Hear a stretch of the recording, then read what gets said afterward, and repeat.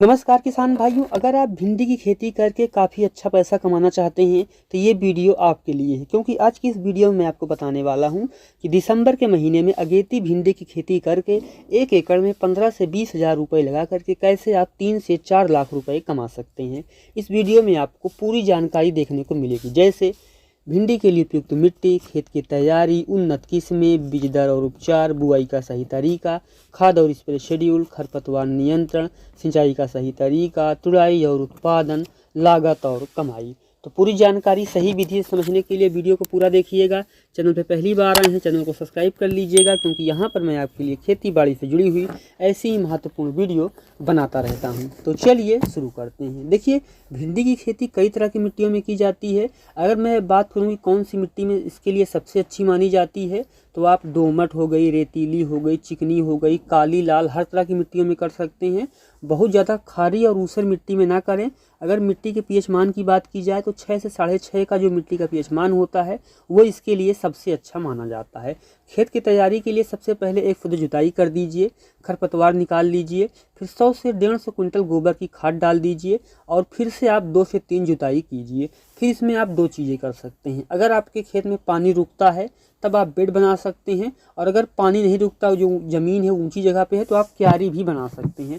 ज़रूरत के हिसाब से क्यारी और बेड बना लीजिए। अब आपका जो खेत है वो बुआई के लिए तैयार हो गया है। और अब बात आती है कि हम कौन सी किस्मों का चुनाव करें जिससे कि हमें काफ़ी अच्छा उत्पादन मिले। जो हमारी पहली किस्म किसान भी वो है एडवांटा की राधिका। इसकी जो पहली तुड़ाई है वो 45 से 50 दिन में शुरू होती है, और कहीं कहीं पे 40 से 45 दिन में भी शुरू हो जाती है। इस पौधे में आपको 2 से 4 शाखाएं देखने को मिलती हैं। अगर मैं उत्पादन की बात करूं तो 4 से 6 टन प्रति एकड़ उत्पादन इसका देखने को मिलता है। और पीला मोजे के प्रति यह जो किस्म है रोग प्रतिरोधी भी होती है। जो हमारी दूसरी वैरायटी है वो है वीएनआर की सुपर ग्रीन। ये एक रिसर्च वैरायटी होती है। पहली तुड़ाई 50 से 55 दिन में शुरू होती है।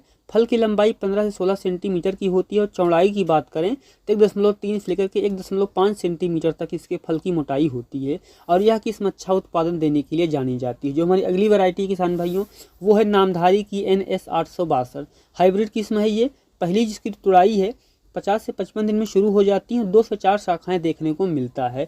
इसके जो फल हैं वो काफ़ी गहरे हरे रंग के होते हैं, और यह किस्म भी अच्छा उत्पादन देती है। जो हमारी चौथी वैरायटी है वो है नूजी वीडो सीड्स की किसान भाइयों बिंदु। ज़्यादा उत्पादन देने के लिए यह किस्म जानी जाती है।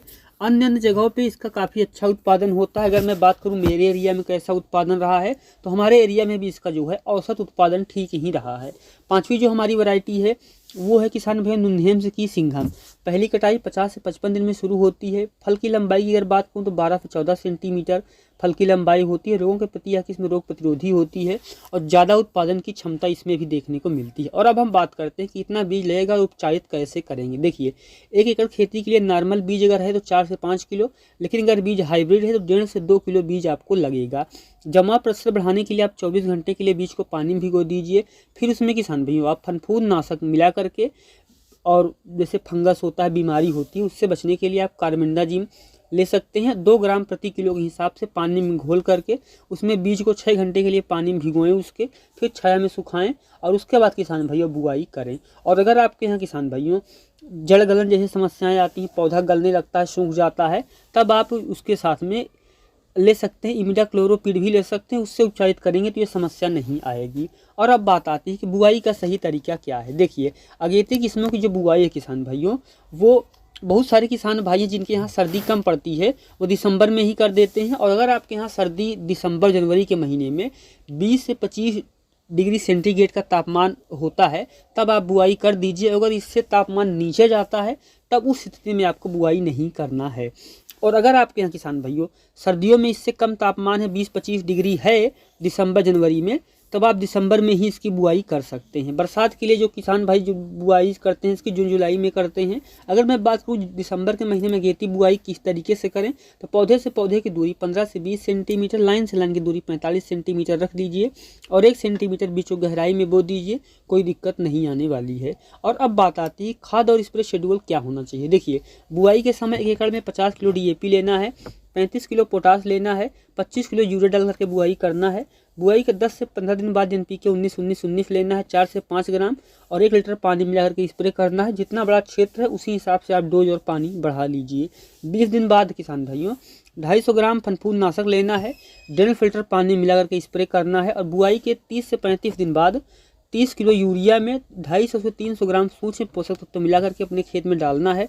क्योंकि इस समय कल्ले निकल रहे होते हैं, शाखाएं बढ़ रही होती हैं, तो पौधे को जो है पोषक तत्वों की भी ज़रूरत होती है। फूल निकलने से पहले 05234 लेना है 50 ग्राम, 10 लीटर पानी मिला करके स्प्रे करना है।